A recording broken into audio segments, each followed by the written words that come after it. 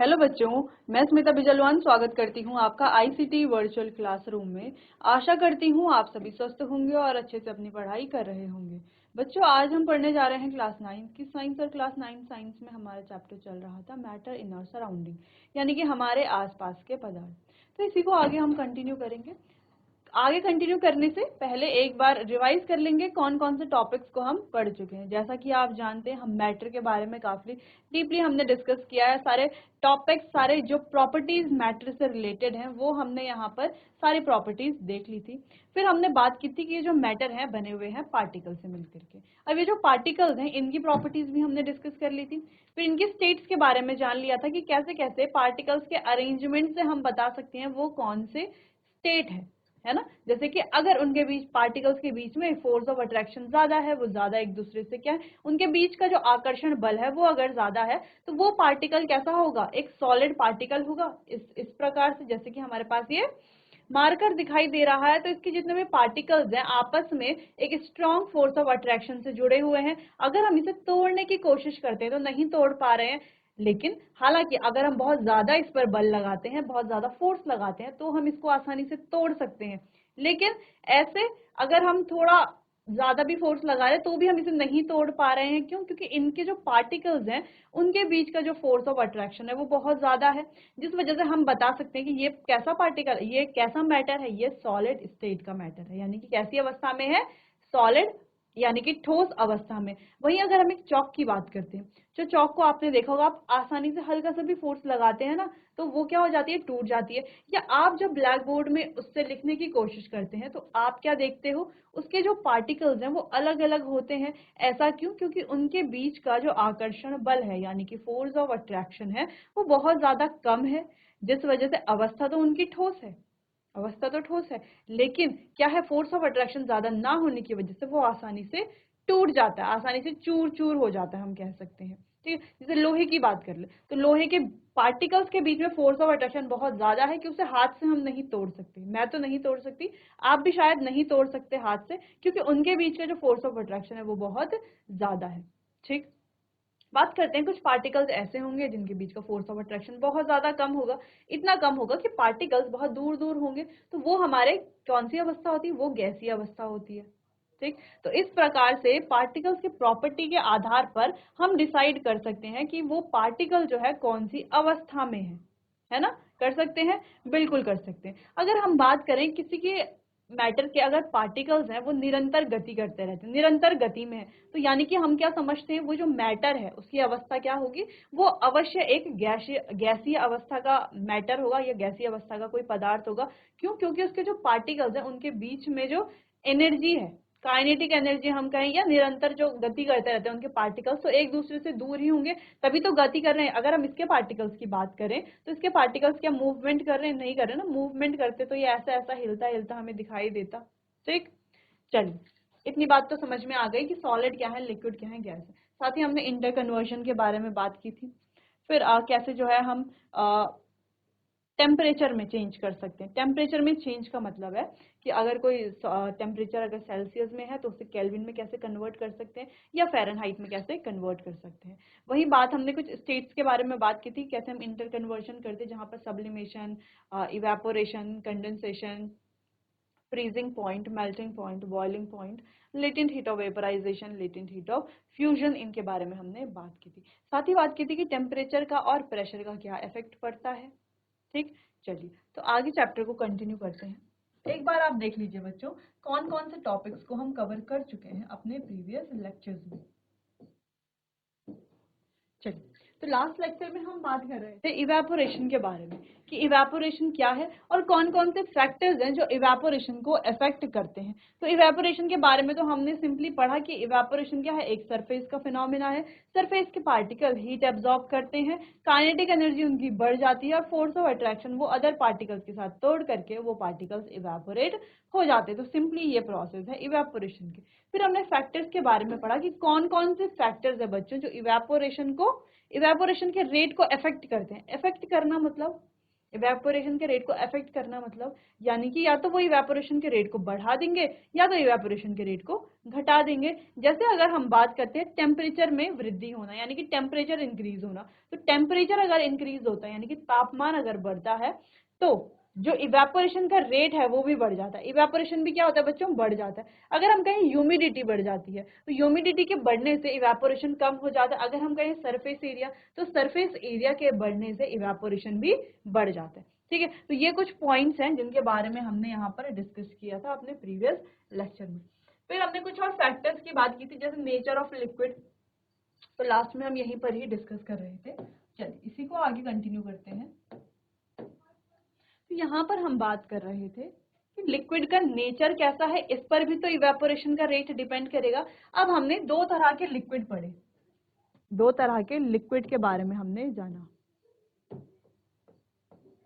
कौन से हैं ये दो तरह के लिक्विड? एक तो वो जो जल्दी इवेपोरेट हो जाते हैं और एक वो जो जल्दी इवेपोरेट नहीं होते। सम लिक्विड इवेपोरेट फास्टर, जिसमें रेट ऑफ इवेपोरेशन क्या होता है,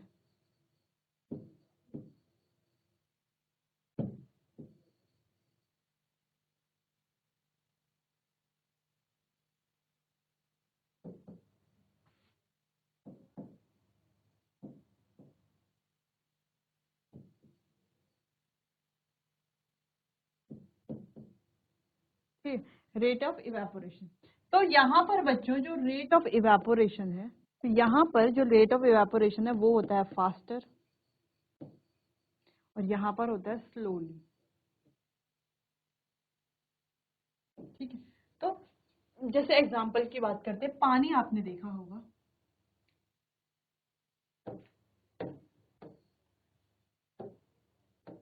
जल आपने देखा होगा, ठीक है, जल की बात करते हैं।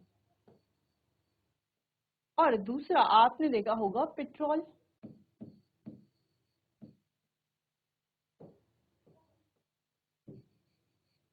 क्या बात करें क्लोरोफॉर्म की,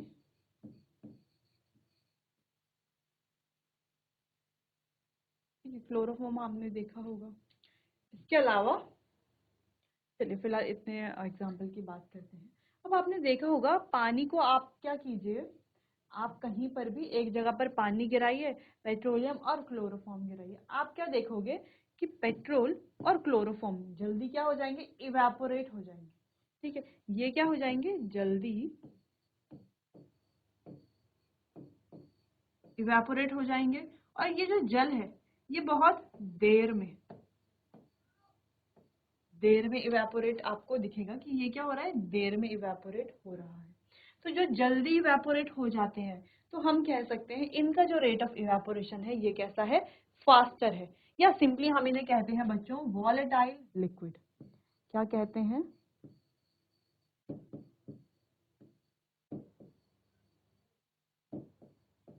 कहा जाता है वॉलेटाइल लिक्विड। ठीक है, और ऐसे लिक्विड जिनका रेट ऑफ इवेपोरेशन क्या है, स्लो है, आराम आराम से वो इवेपोरेट होते हैं, उन्हें कहा जाता है नॉन वॉलेटाइल, उन्हें कहा जाता है नॉन वॉलेटाइल लिक्विड। सिंपल। ठीक है, तो जैसे कि हमने बात की जो ये वाटर है वो क्या है, नॉन वॉलेटाइल लिक्विड है। नॉन वॉलेटाइल का मतलब ये है कि जो क्या हो सकते हैं बच्चों, बहुत देर देर में इवेपोरेट होंगे। ठीक है, क्या होंगे, जो देर देर में इवेपोरेट होंगे। ठीक है, हम कह रहे हैं जिनका रेट ऑफ इवेपोरेशन क्या होगा, कम होगा। ठीक, अब जिनका रेट ऑफ इवेपोरेशन ज्यादा होगा वो जल्दी इवेपोरेट होंगे, यानी कि वो कैसे कहलाए जाएंगे, वो वॉलेटाइल लिक्विड कहलाए जाएंगे। अब ऐसा क्यों होता है कि किसी का जो है स्लो रेट होता है इवेपोरेशन का, किसी का फास्ट रेट होता है, वो इसीलिए होता है liquids having smaller latent heat of vaporization, smaller latent heat of vaporization evaporate faster, यानी कि जिन लिक्विड का जो लेटेंट हीट ऑफ वेपोराइजेशन है वो क्या होता है, कम होता है। ठीक है, liquids having smaller latent heat of vaporisation, तो जिन लिक्विड का स्मॉलेस्ट क्या होता है, बहुत कम लेटेंट हीट ऑफ वेपोराइजेशन होता है, वो इवेपोरेट फास्ट करते हैं, यानी कि जल्दी जल्दी इवेपोरेट होते हैं। क्यों? In liquids in which intermolecular forces are weak evaporate faster. क्यों? किस वजह से? क्योंकि इनका जो इंटरमॉलिक्यूलर फोर्स है, इन लिक्विड्स के बीच का जो इंटरमॉलिक्यूलर फोर्स है, इंटरमॉलिक्यूलर फोर्स है वो कैसा है बच्चों? वीक है, यानी कि बहुत कमजोर है। अब इनके जो पार्टिकल्स हैं उनके बीच का जो फोर्स है वो बहुत कमजोर है, ठीक है। कम कैसा है? स्ट्रांग नहीं है। कैसा है? कमजोर है। तो बहुत कमजोर इंटरमॉलिक्यूलर फोर्स होने की वजह से ये क्या कर जाते हैं? जल्दी इवेपोरेट कर जाते हैं। और कुछ ऐसे होंगे जिनके बीच का जो इंटरमॉलिक्यूलर फोर्स है वो कैसा होगा? स्ट्रांग होगा, तो वो इतनी जल्दी इवेपोरेट नहीं करेंगे, क्योंकि ये जो फोर्स है बच्चों, इसको तोड़ने में भी तो टाइम लगेगा, है ना, इसीलिए वो जल्दी इवेपोरेट नहीं कर पाएंगे। ठीक, इतनी बात समझ में आई? चलिए पहले इतना देखिए आप लोग।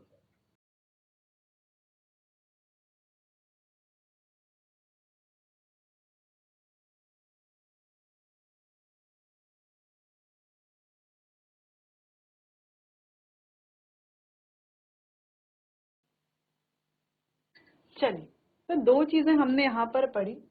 कुछ लिक्विड ऐसे जिनका रेट ऑफ इवेपोरेशन क्या होगा? फास्टर होगा। कुछ लिक्विड ऐसे जिनका जो रेट ऑफ इवेपोरेशन है वो क्या होगा? स्लोली होगा, ठीक है, धीरे धीरे होगा। तो ऐसे लिक्विड्स को क्या कहा जाता है बच्चों? उन्हें कहा जाता है नॉन वॉलेटाइल लिक्विड। इसको थोड़ा और हम डिटेल में देखते हैं। चलिए, अब जैसे हमने बात की कि जो ये जल है ये भी क्या होगा बच्चों? देर में इवेपोरेट होगा। आप जानते हैं पेट्रोल, क्लोरोफॉर्म या एसीटोन आपने देखा होगा, जिससे हम क्या करते हैं? ये जो नेल पेंट होती है ना उंगलियों में लगी हुई, नेल पॉलिश रिमूव करते हैं, तो नेल पॉलिश रिमूवर भी इसे कहा जाता है, या हम एसीटोन इसे कह देते हैं केमिस्ट्री में। ठीक है, एसीटोन केमिस्ट्री में, वैसे तो नेल पॉलिश रिमूवर ये है। तो ये भी देखते हो आप, जैसे आप इसे कॉटन में लगा करके अपने हाथ पर लगाते हो, उंगलियों पर लगाते हो, तो आप क्या देखते हो? फटाफट से क्या हो जाता है? इवेपोरेट हो जाता है। ठीक है, तो ये जिस बॉटल में भी रखा जाता है उस बॉटल को भी हमेशा ढक के रखना पड़ता है, हम इसे खुला नहीं छोड़ सकते उस बॉटल को, क्योंकि खुला छोड़ते हैं तो क्या होता है? कहते हैं ना कि ये उड़ जाएगा। उड़ जाएगा क्या मतलब है? उड़ जाएगा का मतलब क्या है? कि ये क्या हो जाएगा? जल्दी इवेपोरेट हो जाएगा। ठीक है, ये जो नेल पॉलिश रिमूवर है, तो क्लोरोफॉर्म, नेल पॉलिश रिमूवर, ये पेट्रोलियम, ये सारे ही क्या है? वॉलेटाइल लिक्विड हैं, क्योंकि इनका रेट ऑफ इवेपोरेशन क्या है? बहुत ज्यादा फास्ट है। दूसरी चीज, इनके बीच का जो इंटरमॉलिक्यूलर फोर्स है वो भी क्या है? बहुत ज्यादा कम है। वीक फोर्सेज है इनके बीच में, इंटरमॉलिक्यूलर फोर्स। और इनका बॉइलिंग पॉइंट भी बहुत कम है, जिस वजह से ये रूम टेम्परेचर पर ही क्या हो जाते हैं? इवेपोरेट हो जाते हैं। ये ध्यान रखने वाली बात है। अगर हम वाटर की बात करते हैं तो इनके कंपैरिजन में तो ये देर में ही क्या होता है? इवेपोरेट होता है इनके कंपैरिजन में। लेकिन बच्चों, ये जो वाटर है ये नॉन वॉलेटाइल लिक्विड नहीं है। ये भी क्या है? ये भी बच्चों वॉलेटाइल लिक्विड है। अब आप कहेंगे कि मैम आपने तो कहा कि ये जो वॉलेटाइल लिक्विड है ये जल्दी इवेपोरेट हो जाता है, तो वाटर भी तो जल्दी इवेपोरेट हो जाता है। हालांकि इनके कंपैरिजन में इसको इवेपोरेट होने में थोड़ा सा देर लगती है, लेकिन फिर भी ये वॉलेटाइल लिक्विड है, इतना आपको ध्यान में रखना है। तो वॉलेटाइल लिक्विड के एग्जांपल आप यहाँ से लिख सकते हैं, जैसे पेट्रोलियम है, क्लोरोफॉर्म है, एसीटोन है, तो ये सारे हमारे वॉलेटाइल लिक्विड हैं। बात करते हैं नॉन वॉलेटाइल लिक्विड की। अब जिनको इवेपोरेट होने में बहुत ज्यादा टाइम लगता है, ठीक है, जो बहुत स्लोली स्लोली धीरे धीरे इवेपोरेट होते हैं। ठीक, अब दूसरी चीज, इवेपोरेट होने के लिए इनको बॉईल करना पड़ता है, यानी कि अगर हमने कहा ये जो वॉलेटाइल लिक्विड है इनका क्या होता है? Low boiling point, low boiling point होता है। तो वहीं हम कहें जो हमारे नॉन वॉलेटाइल लिक्विड होते हैं इनका जो बॉइलिंग पॉइंट होता है ये होता है हाई बीपी। बीपी यानी कि बॉइलिंग पॉइंट। ठीक है, इनका क्या होता है बच्चों? हाई बॉइलिंग पॉइंट होता है। और इनके बीच का जो इंटरमॉलिक्यूलर फोर्स है वो भी बहुत ज्यादा स्ट्रांग होता है, जिस वजह से इनको इवेपोरेट होने में टाइम लगता है। इनके एग्जाम्पल्स की अगर हम बात करें तो कुछ एग्जाम्पल्स हैं, जैसे कि ग्लिसरीन,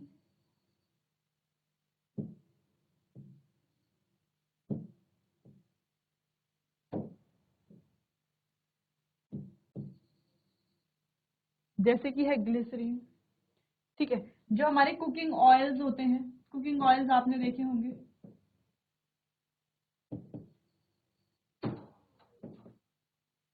इनको भी क्या इवेपोरेट होने में टाइम, यानी कि इनके लिए क्या चाहिए बच्चों, हाई बॉइलिंग पॉइंट चाहिए, ठीक है, इवेपोरेट करने के लिए।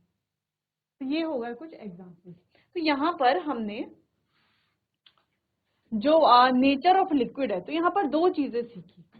एक वो लिक्विड है जिनका रेट ऑफ इवेपोरेशन बहुत फास्ट है, बहुत जल्दी जल्दी जो इवेपोरेट होते हैं, उन्हें कहा जाता है वॉलेटाइल लिक्विड। जैसे कि हम बात कर रहे थे एसीटोन की, जो नेल पेंट रिमूवर होता है, या हमने कहा पेट्रोलियम है। तो ये सारे हमारे क्या हैं बच्चों, वॉलेटाइल लिक्विड है, क्योंकि इनका जो रेट ऑफ इवेपोरेशन है वो बहुत ज्यादा फास्ट है।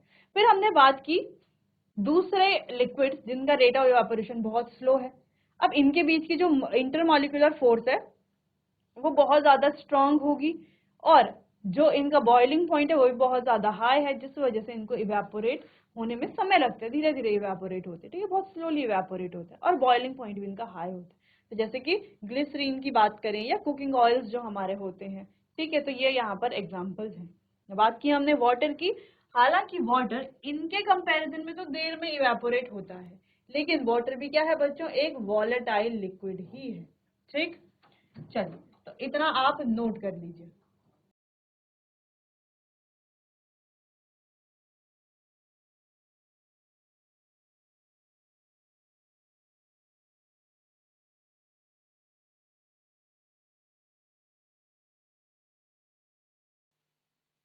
चलिए, तो यहाँ पर आप समझ गए कौन कौन से फैक्टर्स जो है वो इवेपोरेशन को इफेक्ट करते हैं, ठीक है, यानी कि जिनकी वजह से इवेपोरेशन बढ़ता है या घटता है, इंक्रीज होता है या डिक्रीज होता है। एक और पॉइंट की बात करते हैं यहाँ पर, कि यहाँ पर क्या होता है कि रेट ऑफ इवेपोरेशन फास्टर है रूम टेम्परेचर पर, है ना, रूम टेम्परेचर पर ही अपने आप ही क्या हो जाते हैं, इवेपोरेट हो जाते हैं, चाहे वो वाटर हो, चाहे वो एसीटोन हो, चाहे वो पेट्रोलियम हो। लेकिन यहाँ पर ये जो नॉर्मल टेम्परेचर है या रूम टेम्परेचर पर है, इतनी इनकी टेंडेंसी नहीं होती कि ये इवेपोरेट हो जाए, जो नॉन वॉलेटाइल लिक्विड, ठीक है, तो इसीलिए थोड़ा डिफरेंट है, ठीक है। चलिए, तो फिलहाल हमें यहाँ पर सिर्फ वॉलेटाइल लिक्विड के बारे में जानना था, लेकिन हमने यहाँ पर दोनों ही पढ़ लिए हैं, volatile as well as non volatile. आगे बढ़ते हैं बच्चों, बात करते हैं इवेपोरेशन से होता है कूलिंग इफेक्ट। अब ये कूलिंग इफेक्ट कैसे होता है, जैसे आपने सुना होगा, कहा जाता है कि गर्मियां हो रही हैं, गर्मियों में मटके का पानी पीना है, ठीक है, मटके का पानी पीजिए, वो ठंडा होता है, ठीक है। तो ऐसा क्या हो जाता है कि सब जगह तो गर्म है लेकिन मटके का पानी ठंडा हो रहा है, तो ये होता है इवेपोरेशन की वजह से। दूसरी चीज, हम कूलर्स यूज करते हैं, तो कूलर क्या कर रहा है, हवा ही तो दे रहा है, लेकिन उसमें हम पानी भरते हैं ना, तो पानी के कारण ऐसा क्या हो रहा है कि वो हमें ठंडी हवा देता है, ठीक। दूसरी बात करें कि आपको कहा जाता है कि आपको क्या करना चाहिए, गर्मियों में सूती कपड़े पहनने चाहिए, यानी कि कॉटन के कपड़े पहनने चाहिए। अगर आप इनर वेयर पहन रहे हो तो वो भी आपको कॉटन के पहनने चाहिए। ऐसा क्यों बच्चों, ऐसा क्यों है, ऐसा क्यों कहा जाता है, ऐसा कहा जाता है इवेपोरेशन की वजह से, क्योंकि इवेपोरेशन क्या करता है, ठंडक देता है या कूलिंग प्रदान करता है। कैसे, चलिए इसको समझते हैं। ये बहुत इंपॉर्टेंट पॉइंट होने वाला है, और यहाँ से काफी क्वेश्चन आते हैं एग्जाम में। चलिए, evaporation is an endothermic process. ये कैसी प्रोसेस है, एक एंडोथर्मिक प्रोसेस है। बच्चों, दो तरह की प्रोसेस होती हैं, एक एक्सोथर्मिक और एक एंडोथर्मिक, ठीक। चलिए, so liquid absorb heat during evaporation, यानी कि कोई भी लिक्विड जो है हीट एब्जॉर्ब करता है इवेपोरेशन के दौरान, ठीक है। तो आप समझ जाइए एक्सोथर्मिक और एंडोथर्मिक में क्या डिफरेंस है। एक्सोथर्मिक रिएक्शंस ऐसी रिएक्शंस जहां पर हीट क्या होती है, रिलीज होती है, ठीक है, ऐसी प्रोसेस जहां पर हीट रिलीज होती है। और एंडोथर्मिक प्रोसेस ऐसी प्रोसेस जहां पर हीट अब्सॉर्ब होती है, ठीक है। एक्सो आपको ध्यान रहेगा, एक्सो यानी कि रिलीज करना, एंडो एंडो यानी कि अब्सॉर्ब करना, ठीक है। चलिए, this heat may be provided by the liquid self और बाय द सराउंडिंग। तो एक लिक्विड क्या करता है, हीट अब्सॉर्ब करता है इवेपोरेशन के दौरान। जैसे कि हमने इवेपोरेशन के बारे में जब पढ़ा था, तो हम क्या पढ़ रहे थे कि वो क्या है, सरफेस फिनोमिना। क्यों कह रहे थे, क्योंकि सरफेस के मॉलिक्यूल क्या कर रहे थे, हीट को अब्सॉर्ब कर रहे थे। क्या कर रहे थे, जितनी भी हीट थी उनको क्या कर ले रहे थे, एब्सॉर्ब कर ले रहे थे। तो वैसे यहाँ पर ये मॉलिक्यूल्स क्या करते हैं, इसीलिए इसको एंडोथर्मिक प्रोसेस कहा जाता है, क्योंकि हीट का यहाँ पर एब्जॉर्प्शन हो रहा है। दिस हीट में be provided by the liquid itself और बाय द सराउंडिंग। अब ये जो हीट है ये या तो लिक्विड के द्वारा प्रदान की जा रही है या तो हमें सराउंडिंग से देखने को मिल रही है, ठीक है। या तो लिक्विड अपने आप ही वो हीट वो कर रहा है, अब्सॉर्ब कर रहा है, या तो सराउंडिंग की हीट है, ठीक है। When the evaporation takes the required heat from the other parts of the liquid the rest of the liquid cools down. तो जब ये इवेपोरेशन के दौरान जब इवेपोरेटिंग लिक्विड क्या करता है, हीट को लेता है लिक्विड के अलग अलग पार्ट से, तो जितने भी अदर लिक्विड का पार्ट है वो क्या हो जाता है, कूल डाउन हो जाता है। On the other hand liquid takes heat from the surrounding, it causes cooling in the surrounding. और लिक्विड क्या करता है, सराउंडिंग से अगर हीट लेता है तो हीट क्या कर लेता है, फिर सराउंडिंग में क्या करता है, कूलिंग देता है। इसी वजह से हम कह रहे हैं कि इवेपोरेशन क्या करता है, कूलिंग कॉज करता है या कूलिंग इफेक्ट देता है, ठीक। इतनी बात क्लियर है।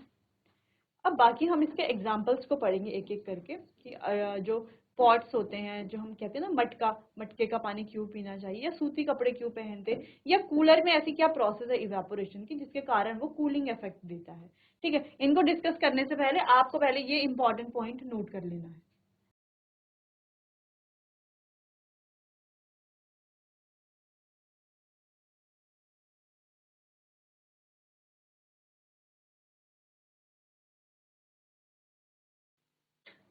चलिए आगे बढ़ते हैं। अच्छा, आगे बढ़ने से पहले बच्चों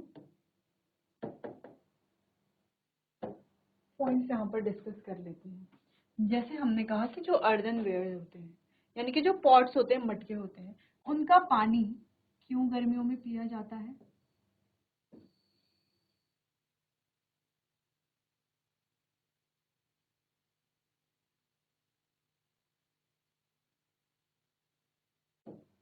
ठीक है, जो मटके होते हैं इनका पानी क्यों गर्मियों में पिया जाता है, या हम कह रहे हैं पानी अंदर ठंडा कैसे रहता है, क्या ऐसा क्या हो रहा है कि पानी अंदर ठंडा रहता है। देखो, अब मटके के अंदर क्या है, पानी है, ठीक है।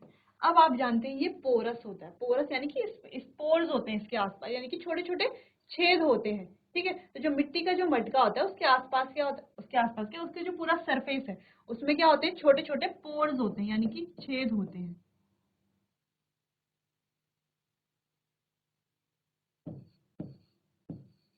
ठीक है। पोर्स होते हैं, ठीक है, या छिद्र होते हैं, छेद होते हैं, ठीक है, वो छोटे छोटे पोर्स होते हैं। अब इतने बड़े पोर्स नहीं होते कि पानी बाहर आ जाए, ऐसा आपको पता है, ठीक है। छोटे छोटे क्या होते हैं, पोर्स होते हैं, ठीक। अब इन पोर्स में क्या होता है, देखिए, आपको एक बार प्रोसेस अगर समझ में आ गई तो सारे प्रोसेस आपको समझ में आ जाएंगे। अब ये जो छोटे छोटे पोर्स होते हैं ना, ये इसके पूरे सरफेस पर होते हैं, बिल्कुल होते हैं, ठीक है। अब अंदर क्या है, पानी है, और बाहर क्या है बच्चों, हीट है, ठीक है, हीट है बाहर। अब ये हीट क्या करती है, इस मटके के सरफेस पर जाती है, ठीक है। हीट क्या करती है, मटके के सरफेस पर जाती है। अब सरफेस पर जो पोर्स है वहां पर क्या होते हैं, वाटर के मॉलिक्यूल्स होते हैं, क्या होते हैं, जल के मॉलिक्यूल्स होते हैं, वाटर के, या हम कहें पार्टिकल्स होते हैं, ठीक है। अंदर से क्या होते हैं, वाटर के पार्टिकल्स होते हैं, ठीक है। अभी जो वाटर के पार्टिकल्स कहाँ होते हैं, सरफेस पर होते हैं। सरफेस पर जब ये पार्टिकल्स होते हैं तो ये बाहर से जो हीट आ रही है ना उसको अब्सॉर्ब कर देते हैं। कौन, सरफेस के पार्टिकल्स बाहर की जो हीट है उसको एब्सॉर्ब करते हैं, और धीरे धीरे धीरे धीरे जब वो बहुत ज्यादा हीट एब्सॉर्ब कर लेते हैं फिर वो इवेपोरेट हो जाते हैं।